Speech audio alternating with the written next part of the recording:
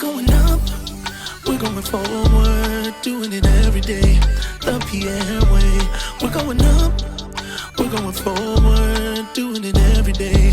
The Pierre way. We're going up, we're going forward, doing it every day. The Pierre way. We're going up, we're going forward, doing it every day. The Pierre way. What's up? What's up? What's up? Hey. It's Robe. And Mima. And this is the Pierres podcast. We are back with another episode. And thank you so much for joining us. This season has been a fun one. It's been a ride. Hitting y'all with some questions and answers. So these are questions that y'all have submitted to us to answer. So there are a plethora of things, all right? They could be about relationships, about family, about marriage, just about everything in life, all right? So we're going to hit it off, and we're going to get it going. Yeah, ask the Pierres. So let's go with the questions. Can't wait to hear what you guys have asked. Let's do it. How do you navigate strong emotions? How do you navigate strong emotions? We're going deep real quick. I know, we just jumped right into it. I don't know why that question reminds me of our daughter, Jamie. Oh, So Jamie is our middle child, second daughter. Middle child, and Jamie, I would say, has strong emotions. Like Jamie's type of kid, when she's happy, she's happy. And when she is mad, she's mad. And when she's sad, she's sad, and everything in between. You know, and I know this question wasn't asked. Maybe it was, I don't know, in the perspective of parenthood. But I think some of what will be applicable even to someone. So something that we've done with Jamie, we've done a couple of different techniques with her because we really recognize that we did not want to inhibit her emotions, right? Like, it's okay to feel. I think that's the first thing to acknowledge. It's okay for you to feel. It's okay for you to feel all the feelings that you feel. But I also sense that you have to be able to know how to manage them and navigate them. You shouldn't ever feel like they're getting shut down. You shouldn't ever feel like you don't have a method of being able to express yourself. And so some of the things that we've done with Jamie have just been introducing techniques in ways that she can express herself. That isn't just her like screaming and yelling when she's upset or her like, you know, and that's wild. applicable for adults. I think so. So like, well. yeah, it could be, I mean, for Jamie, we do things like, hey, like at her school, they have this thing, I think it's newer in that I didn't have it in school. It's called a calm corner.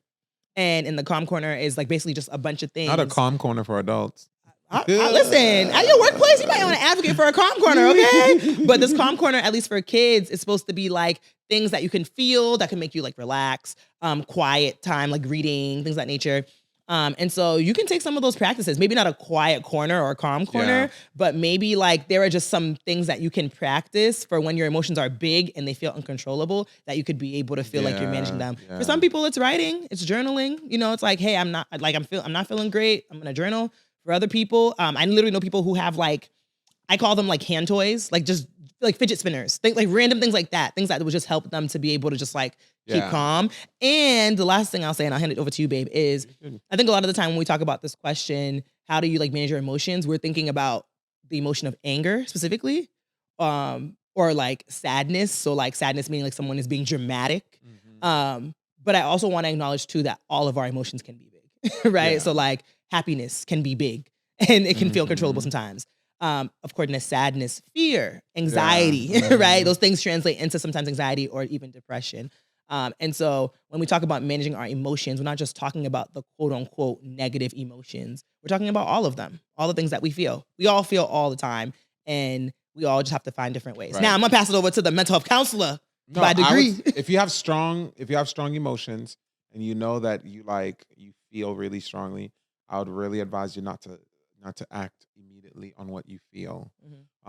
If emotions sometimes cause for action, so what you would want to do is make sure that you have some time away from the incident or away from the person, and just have a space to just calm down, collect your thoughts, maybe journal a little bit, talk to someone, whether that's a close friend, family member, therapist, whatever, and then you act. If you feel like you have really strong emotions, get in the habit of feeling and not acting immediately. And then because your emotions can get the best of you. Yeah. And so you want to act in wisdom and you don't want to act in impulse. Yeah. And so if you can establish that habit, it's okay to feel strong.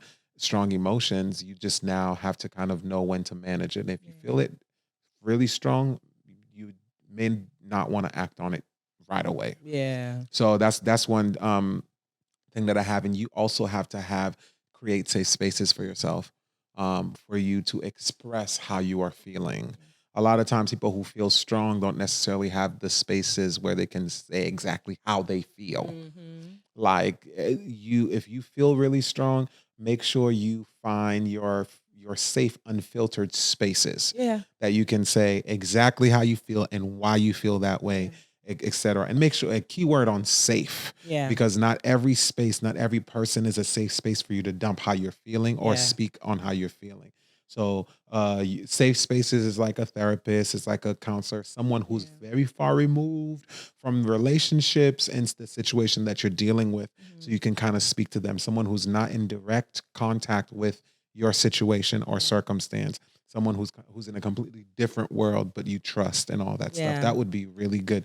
So then you have space to kind of let the emotions out. Right. And then to kind of collect your thoughts, speak and to others and get wisdom, and then you act. So that's how I would give you kind of the advice on how to manage your emotions. And I was just gonna say, for like one last tidbit is, it's okay to walk away and manage your emotions on your own first if you need to. So absolutely. Sometimes your big emotions can come out when somebody just says something or something happens, and like you had said, don't act. Right. Don't act. You feel really strong. And then, do what you got to do. So walk away if you need to. Take some time by yourself. Like if it's a situation or a place and you're just like, I just have to walk out of here to just process how I'm feeling. Do that. And then again, tap into those safe spaces that you need to digress and process it all. So, cool. Yeah. How do you break up with someone the right way? How do you break up with someone the right way? Man, I feel for whoever's asking this question. Talk to them. Not ghost them. Oh my gosh. Yes. How about what you don't do? If you want to break up with someone, don't ghost them. Right. Don't ghost them. Like, don't break up over a text message. Oh my God. That's the worst. That's just, come on. Like, what if it's a letter? What if it's like a letter in the mail? No, still not good. If this person is someone that is living in the same state area as you, be man and woman enough to sit down and have a conversation. Yeah. If it's safe, if it's a safe environment, if it's a safe space to do that, if you feel comfortable with doing that. Yeah. But don't cop out of an adult conversation during a breakup because you don't want to, talk. I mean, if you're saying like the question was posed, how do you break up the right way? I'm assuming that means that you were boyfriend and girlfriend. Yeah. And you've already established some sort of relationship. So yes, you owe it to the person to sit down in person and talk to them about what you are feeling and how you feel that this is the best thing for you to do. Yeah, and why. And why. And all that stuff. Now, you don't need to be in a long conversation and discussion about it if that's not what you want. Right, we're not trying to convince each other to stay together. Let me just put that out there. Like, if you need to convince somebody to stay with you, I don't know about all that. But yeah, the right way to break up with someone is to honor them by giving them time and space to say, this is done, this is done. Yeah. This is why, I feel like I can't be in this anymore. The best of luck to you. Yeah. We can move on. Don't send nobody to do it for you. Don't be no flowers with a note talking about it's over. Bye. Don't just text sometimes people offend people though. Like, you can be offended, like if somebody cheat or something like that, you'd be like, it's done. I'm not talking to you. I'm not sitting down with you. It's a text message. If that happens, if you're that offended, I can kind of understand. Yeah, I mean, like I said, I think the history matters because I know we said break up. Means we're talking about two people who are in a relationship. Right. We break up doesn't talk about the dating phase because I think a lot of the time we use those interchangeably. So when I say dating phase, I'm meaning like we're seeing each other. We're seeing if this is compatible. But I even think some of this still applies even in that space of like, I'm trying to get to know you. Mm-hmm. I think you owe people conversations to say where you're at. The worst thing you can do is be put in the gray or have somebody left in gray. people need it to be clear. Yeah. Like, what are we doing? Are we talking? Are we not? Are we boyfriend and girlfriend? Are we not? Like, do you want to be with me or not? Yeah. And I think it's just important to just plainly be clear, be direct, be concise, and like as y'all say, stand on business. Like if you're gonna do it, right? And if you're not gonna Period. do it, don't do it. Yeah, and do it That's respectfully. Do it tastefully. Yeah. Don't don't hit under the belt. Just state the facts. No need to get in an argument and then Right. move on. Right. That's how Yeah. you do that. That's how we do it. Next. How do you prioritize, serve, date your spouse in the newborn stage after a baby? Such a good Newborn question. stage. How do you prioritize your spouse in the newborn stage? First of all, I'll ask you, how do you think I did in the newborn stage? I think you did really well for Robin and Jamie. Okay. No, that's fair. That's fair. I think you did really well, and I think you did really well for RJ too. I think RJ was just a different. It was a tough situation. It was very different. It was a different scenario, and the thing is, we had a lot of help. We had a lot of help, and I think there came a time where we were like, okay, you kind of do that. So let's just be plain. Like, I just want to talk about this. Like newborn stage, if mom pushed the baby out, we know sex is out of the question for at least 6 weeks. For at least 6 weeks. I don't think we ever made it to 6 weeks. But one of the things I think to note on that question is that that's a reality. Yeah. So that means there's this level of the intimacy being withdrawn for a period of time, sexual intimacy that is. And so when that happens, it's very important to make sure that there's other levels of intimacy that are being met. Yeah. And so we can't not be, we're not being sexually intimate, and then we're not necessarily taking time to engage with one another. I think in that newborn stage, it's very important for everyone to husband and wife to prioritize, man and woman to prioritize one another. Yeah. In that space, so you can kind of have some level of intimacy. Because I know sometimes men can just feel like, hey, I'm not important. The baby's here. Like, she don't care about me. She don't care about me. She's more focused on that. All the attention is on the baby and not me. And granted, I don't think that's the woman's fault that a man feels like that. I think that there are seasons in your relationship and in your life where there's different levels of focus. A newborn does deserve more attention in the newborn phase. They do deserve attention. And that doesn't necessarily mean that, the mother doesn't see the father, the husband, the wife doesn't see them. However, there needs to be a conscious effort made on both ends to see one another. And a month shouldn't go by without a date. Yeah. I mean, and a date doesn't necessarily need to be like, something extravagant, et cetera.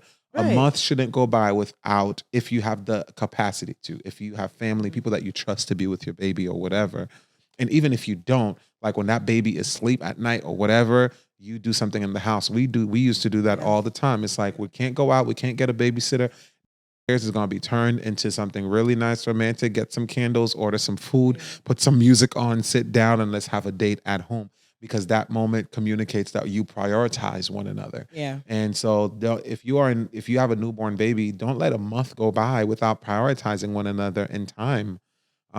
Because I think that could be detrimental. And we've said this in previous episodes, everything has to bow. So even that newborn needs to understand that they are not more important, or they are not being prioritized more than your marriage or your relationship. It's the priority is God, yourself, your marriage, your children. So then you have to, though you're giving more attention to your child because they're new, you still have to make sure you prioritize your marriage in that time. Yeah. I know that this is easier said than done. Especially depending on when you say newborn, is it your first newborn? Is it the second or the third? Because, when it comes to first time parenting, it's a new space and everybody's trying to learn. Dad's trying to learn how to be supportive. Mom's trying to learn how to take care of this child. The way that she does, if she's breastfeeding, if she's like pumping, if, trying to do all the appointments, and then just life all around is a lot. But I do believe that what you said is true, is that you have to just make it a priority. I remember the newborn stage being great because the reality of it is that you can be creative with those dates and spending time with your spouse. I know I've seen people go to the movie theater with an infant. Like, yes, car seat is in the chair in their sleep, and it's like 9 o'clock at night and they're watching a movie. We took Robin to the movies. I feel like once, we did. think. Yeah. It kind of makes sense. It sounds weird when you talk about it, but like, yeah, it makes sense. The baby's sleeping. It's 9 o'clock at night. Want to go to the movies? I know, but if you got one of them babies that wake up and start crying in the middle of the theaters, like, please don't do that. I'm not saying that's for everybody. Please do not know your child. What I am saying though is that, again, having like date night in the house, baby's upstairs sleeping while we're downstairs, like, having a meal together, spending time together. Yeah, that we may not be able to have sex right away, but if we're able to find touch points, holding hands, hugging, spending time feeding into each other's love or language. speaking words, of appreciation and love to one another. Some people acts of service, I want you to feed the baby. That's how I want to feel like loved. Like, you know what I'm saying? Like, you just have to be intentional about that time, and it's hard to be intentional because you have this new child that's in your life and you are just figuring it out. But so long as you do have it in mind that this is something that you need to do, capitalize on your help. And if you don't have the help, there's ways that you can be creative to be able to, find that sense of connection. And y'all communicate, please. Like, I feel like maybe, and I don't remember for us, but sometimes men just back off because they're like, well, she's mommying. She's got to take care of the kid. Like, that's her priority. I'm gonna leave her alone. And moms end up in a space of just being oblivious to the fact that like you feel the way that you feel. Yeah, and I would encourage dads to get involved. Get involved. That's your kid too. Yeah. Like that's your child too. It shouldn't just be oh, she's mommying or she's that. No, this is our child. We need to be we need to be involved. And obviously there are things mom may know more about, and obviously depending on like breastfeeding and things, there's connection points that you may not necessarily have. But you're doing this together. Yeah. You're doing this together, and the more you do it together, I think the easier it'll become to establish a level of closeness during that phase, because you are caring about the same things and you're prioritizing the same things. Yeah, absolutely. In the beginning of your walk with God, what was something that made you say, "Wow"? Wow. I told you a singer. In the beginning with my walk with God, what was some things that made me say, wow? Oh, for me, the first time that I was filled with the Holy Spirit. I was about to say the same thing. The first time I got filled with the Holy Spirit, I spoke in tongues. It was like, whoa, this is crazy. Yeah. Do you want to say how it happened? I remember how it happened. Do you remember? For yourself? For you. Wait, how did it happen? Youth Congress. Was it really? Yeah, the one at Bayside Expo Center, UMass Boston. And it was a night where there was worship happening like all around. And then it was like worship was on a high. Yeah. And then they were running late. And then they were like, they ended, but everyone was still worshiping. And then you came up to me and you told me, I was like, oh my gosh, I spoke in tongues today. Yeah. Yeah, I remember that. Yeah, no, that definitely was a wow moment for me. Yeah. What about you for you? So my wow moment was when I started discovering the prophetic gift. I think that's not something I grew up around. Yeah. And so it was shocking. Like I saw it, but it wasn't something that I knew how to navigate. And so there was a time I was in prayer and we were praying. I was going to preach at a church. We were doing Friday morning, 5 a.m. prayer. And I was going to preach at a church that night. And I was just praying about the assignment. And I just kind of heard Holy Spirit say, pray for this person. And so you heard the name of the person. Yeah, I mean, this person's been public about it, so I could say it. So it's like I wrote in my journal, Kat, Katie, then Kathleen. And it was just this 3 names. And then I just heard Holy Spirit say, hope for the hopeless. And so I started praying for this person, just started praying for them, that they would have hope.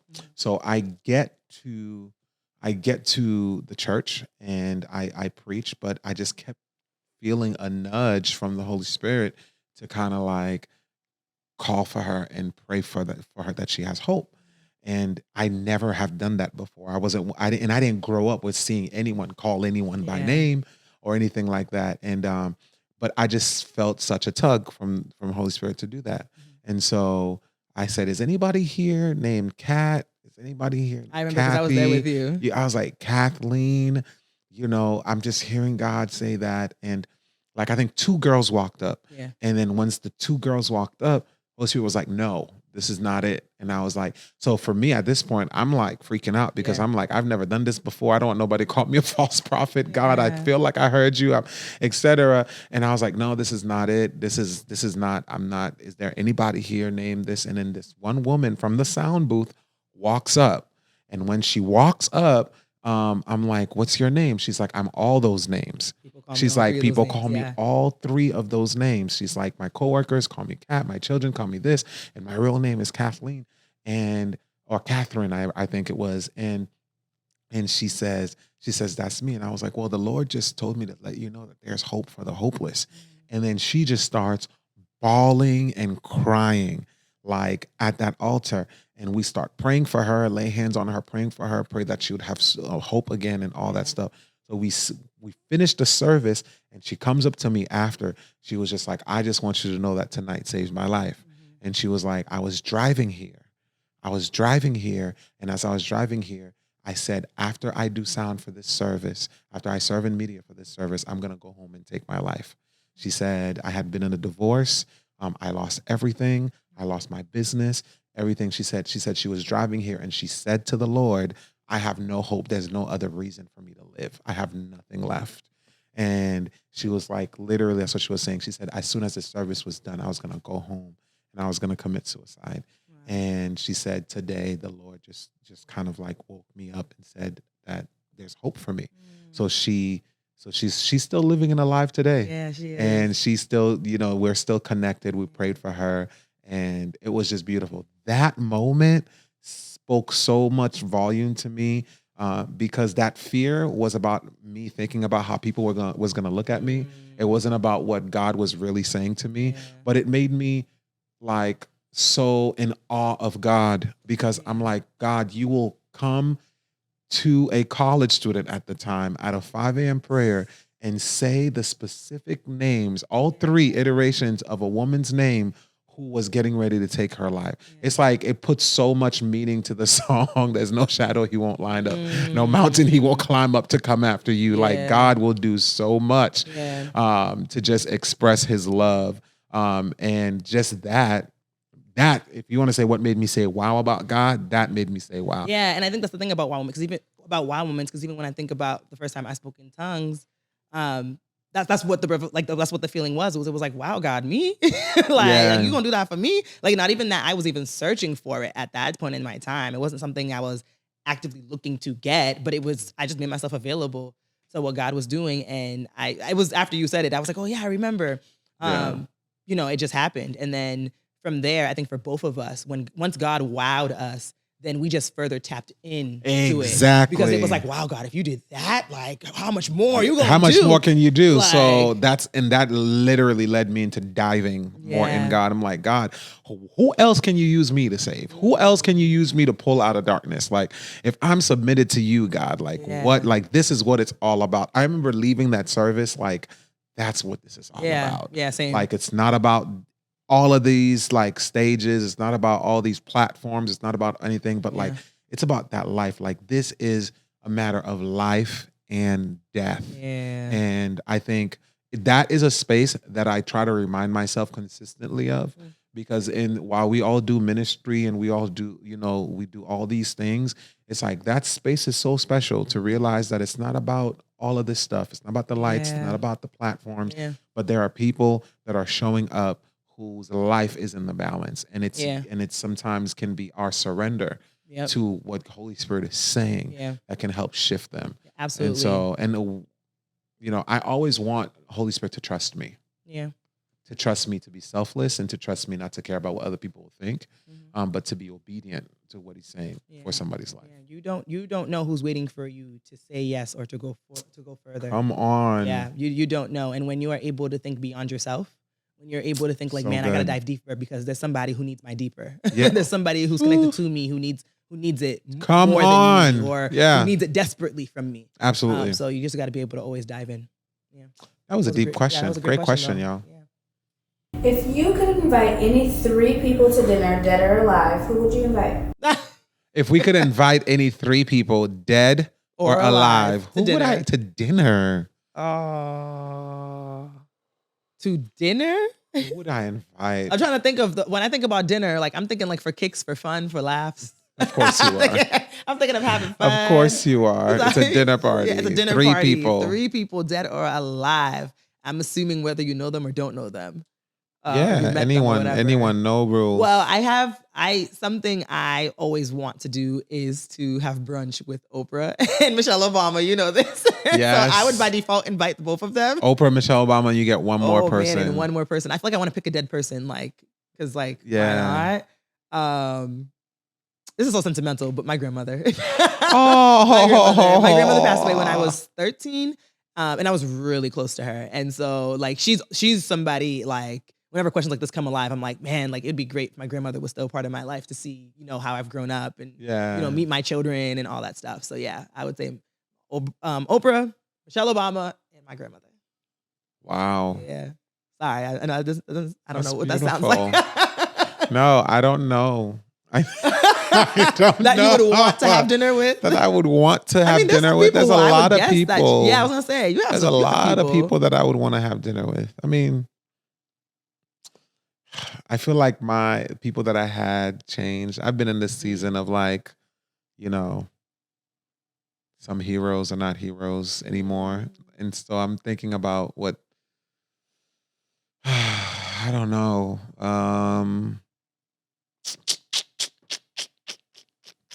Can I name one person who I would think? Who? Whitney Houston?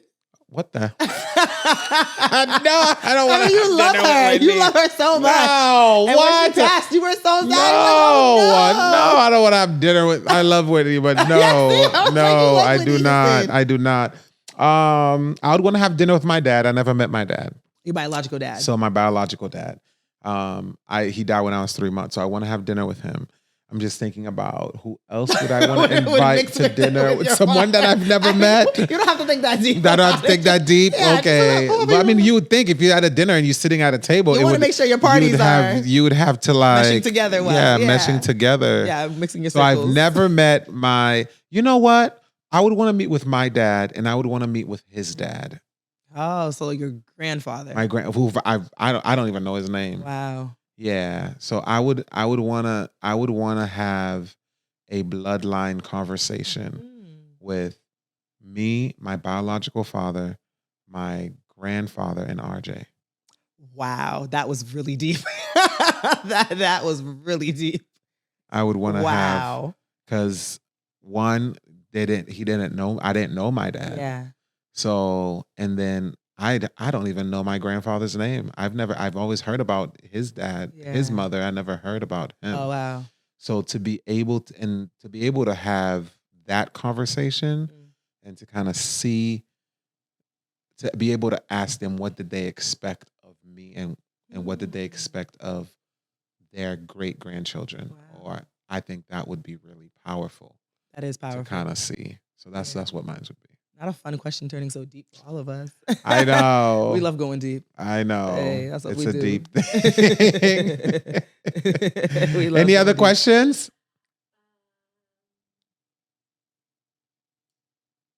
What do you think people just need to hear right now? Something just random that people just need to hear. People just need to hear right now.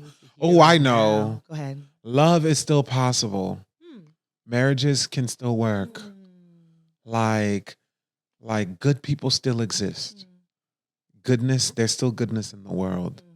Like I feel like that's something that I just consistently share. I hear about divorces. I hear about so many negative things all the time. Our world somewhat glamorizes negative things. You hear bad news way more than you hear good news. Yeah.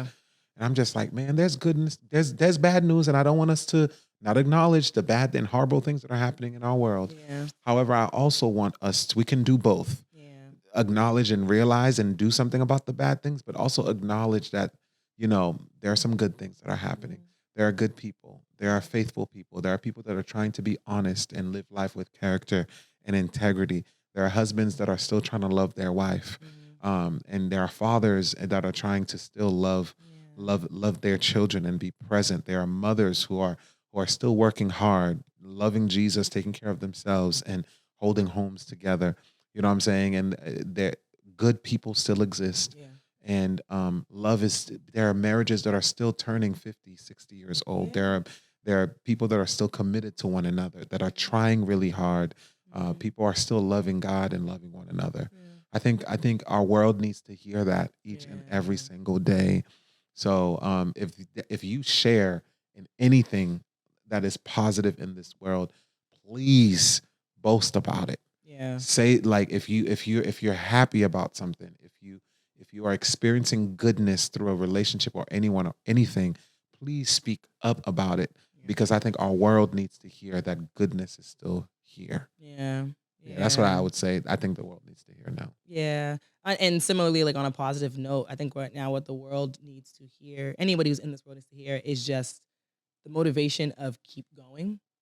I, find that, I mean, we are already 4 years, well, not technically post-pandemic, but it's been 4 years since the pandemic started. Yeah. And we all, in all spaces of the world, are still feeling it, whether it be in the economy, whether that be in our health, whether that be as it relates to bouncing back, people working from home, going back in person, like all that. And I find that life sometimes can be really discouraging for people right now, because things don't look like the way they want it to, or things aren't going the way that they would have liked it to, in a variety of ways. But we just have to keep pushing forward and keep going and not give up. Yeah. Not give up on our dreams and in our hopes, not give up, on the things that we aspire to do. Just keep going, keep studying for school, keep working hard, keep going towards that new business, keep, investing in your marriage, keep trying to have children, just keep doing, keep going. Cause the reality of it is that the world wants us to feel inhibited. The enemy really wants us to feel like we can't do it anymore. But because we know we can get all our strength in God, tap into that strength, tap into his word, and keep going in all spaces and in all ways. Keep going. Keep going. Love you guys. This has been an amazing time. We love you as always. Stay connected. We have so much more ready for you, and we cannot wait to see what God will do. As always, make sure you like, subscribe, follow. This has been an episode of the Pierre Way podcast. Yeah. Until then, keep moving onwards and upwards. Love y'all. Peace out. See you soon. We're going up, we're going forward, doing it every day, the Pierre way. We're going up, we're going forward, doing it every day, the Pierre